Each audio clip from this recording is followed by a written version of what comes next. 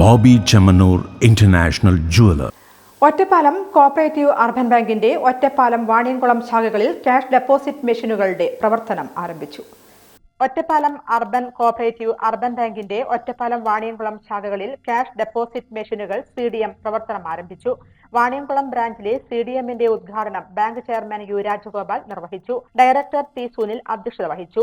വ്യാപാരിയും bank ഉപഭോക്താവുമായ MS Abraham CDM വഴി ആദ്യ നിക്ഷേപം നടത്തി. Vaniyamkulam service bank president K Bhaskaran, Vaniyamkulam ഗ്രാമപഞ്ചായത്ത് 2ാം വാർഡ് അംഗം A Dileep, bank vice chairman KN Sivadasan, bank managing director doctor M Ramanunni, bank general manager in charge KC EU ജില്ലാ president M Gopalakrishnan, bank director KP Sudheer Vaniyamkulam, branch manager SR Sanitha എന്നിവർ പങ്കെടുത്ത് സംസാരിച്ചു. ഒറ്റപ്പാലം ശാഖയിലെ CDMന്റെ ഉദ്ഘാടനവും ചെയർമാൻ U രാജഗോപാൽ നിർവഹിച്ചു.